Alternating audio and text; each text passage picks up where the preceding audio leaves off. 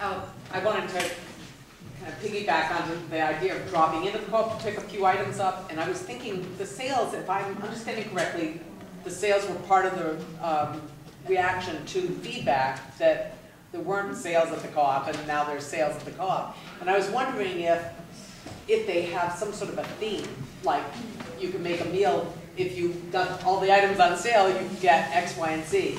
Or if it's just scattershot, because I haven't been able to figure it out. And sort of on that is, when I took the wine tasting, that inspired me since then. I've done 2 of the cases of wine at the discount of the wines that I tasted, which I would never have done otherwise, never. And they're sitting in my house, and if I want to go someplace, I get to bring a bottle of wine that I know how it's going to taste.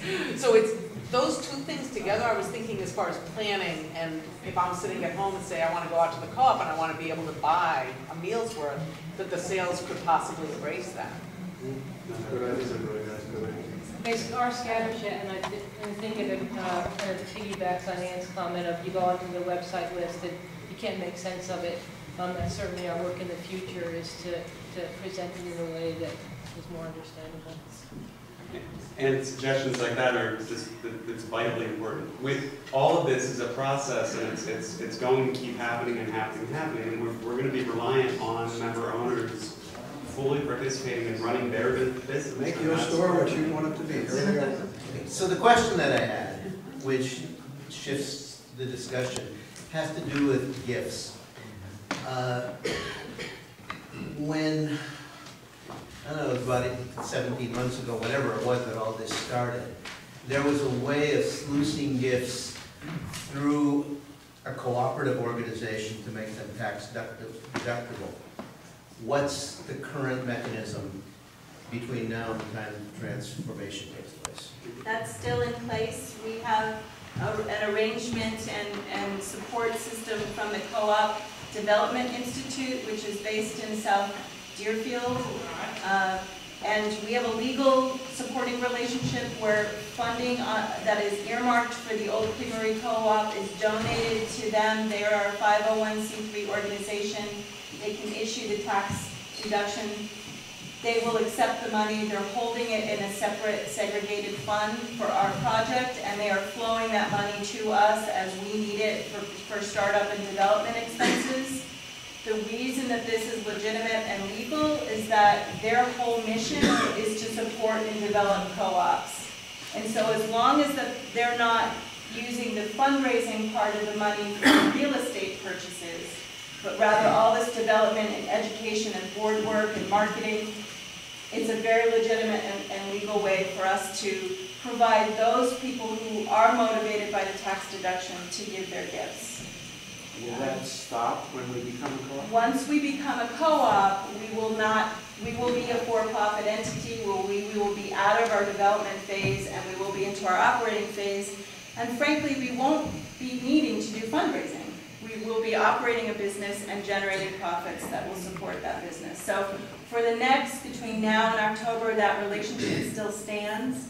And folks can, there is a form at the table that says if you're interested in making a gift, if it's a small gift and it doesn't matter to you that it's tax deductible, we'll receive that and we'll put it directly in our operating account and we'll use it for these same expenses.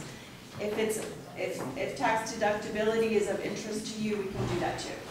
The deadline's October, you said?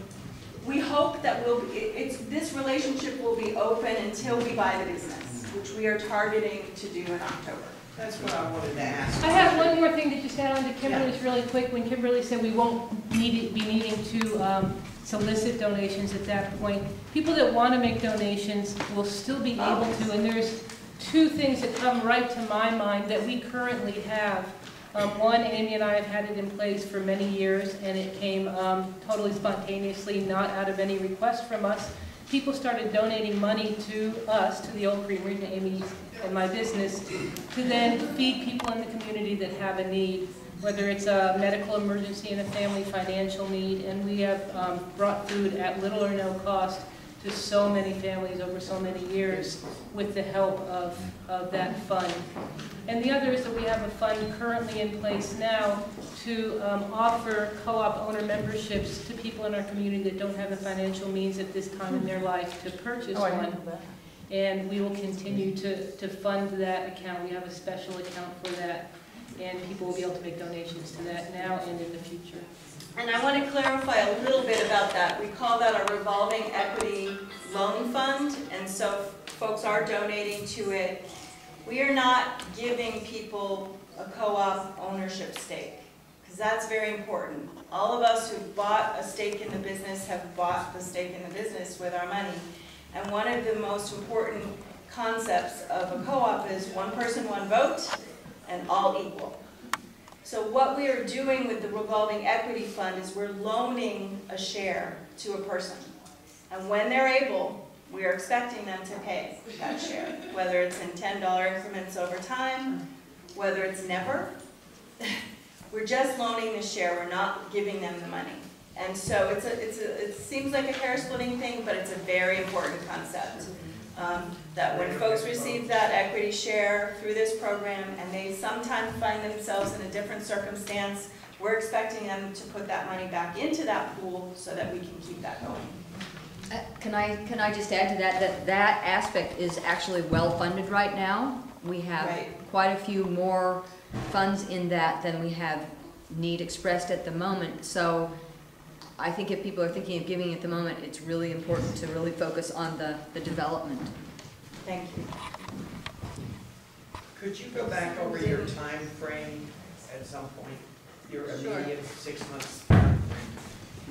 Member owner loans launched today. We need to sign up at $300,000 worth of potential member owner loans, hopefully by the 1st of August.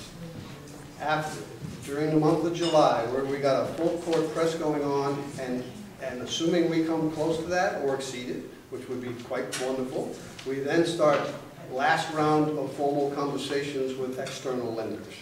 And then we've got the full package to go to the external lenders. We've got the completed business plan. We've got the completed performers and projections. So during the month of August, and maybe a little bit into September, we'll be into the final negotiations for commercial loans to make up the $1.25 million total package. We need to have all of that in hand before we can approach the state of Massachusetts to apply for a liquor license transfer, because we have to list all of the potential sources of lenders and give them to the state to start that process. So that is the long pole in the tent, which is totally unpredictable, and don't know how long that state process is going to take. So member owner loans, followed by commercial loans, followed by liquor license application and transfer. That's the push to get to October. But you're also trying to get from 388 to 500 members, Yes. which is something we can do something about. Absolutely. And that is what? By when? End of August. And that's what I want to hear. But as soon And as actually, we all these can. milestones that we're talking about are in the packet, listed out by deadline. Yep. We have Tim and Tom who have spoken yet. Someone has. Well, follow up to what Darlene said. Aside from that loan program, can people buy in installments to become members outside of the loan thing? So that is set up. We have it is a $50 minimum, and you can do either 2 other installments within 1 year, or you can take 3 years, just pay $50 a year. So it's minimum 50, but it is, you can break it up. Obviously, there's a large number of people in the hill towns who aren't going to look at the co-op as their shopping place. And how is that overcome? What I see in many cases and what I hear is that when you're talking to people and so forth, oh, it's a health food store, it's a, and please, this is for the lack of a better term, an elite type of market. That not the common person is just going to walk in and feel comfortable purchasing, because they're going to be thinking of pricing, obviously, and in many cases, you know, organic doesn't mean squat to the end user. And what are the plans? I mean, this is very complex, I understand, obviously, because I'm stumbling through. But how are you pointedly going to convince Joe Farmer down the road that, you know, you can come to... We're going to reach out to the entire community. We are very committed to installing and maintaining a line of basic goods that will be affordable price point things, flour, sugar, you know, what you need to run your household, and institutionalize that program. And Alice and Amy look for how we can buy forward at low price points to make sure we maintain that commitment to basic goods. Introducing the $3.99 breakfast sandwich, if I got the price right, was a response to, you don't have any real breakfast food in there, you know, so I don't come there for that. So we're doing everything we can to appeal to the full spectrum of the community and get past that mythology and get past that crunchy granola image and, you know, those things that is baggage that comes along with co-ops. It's a hard challenge. We need to just be honest about it and open about it and do everything we can to say this is our store, all of us. And more ideas from the member owners is important in doing that as well. In a bigger way, you touched on the ongoing challenge that's just going to be structural and continuing for the co-op to deal in this kind of diverse community. There are a lot of people who are really into organic stuff, and there's other people who aren't. There's some people who are shocked by the prices, and there's other people who aren't. And how do we move forward to try to meet the needs of this entire diverse community, knowing that it's absolutely impossible that we will meet 100% of the needs of 100% of the people. So how do we do that? And again, it comes down to member owner participation and giving feedback and telling us what the needs are. Can I say one more thing to that question that has nothing to do with products? It has to do with being a good neighbor. And Alice and I, in our business, have tried very hard to be good neighbors to people. And I think the co-op shares that value of, you know, being there for the community in all kinds of situations. I'm going beyond, you know, we were talking about people and planet, going beyond just being a place that sells things, but also being a place that is a good neighbor to the community, that participates in the community in a number of ways. And I think that's a piece of making the connection, you know, that isn't just about the products we sell, it's about who we are to each other. Well, I think that part of when it was read about the term co-op being so prominent, that people are going to look at it, Amy, they're going to say, oh, Alice and Amy don't own it anymore, now it's a co-op.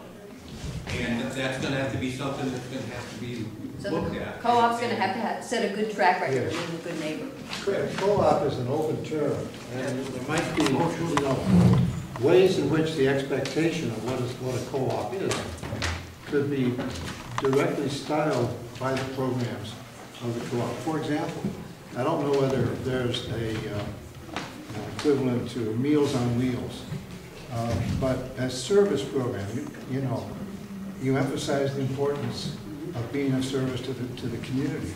Maybe that can take some visible forms that would help define the Creamery Co-op as a giving, outgoing venture rather than an exclusive.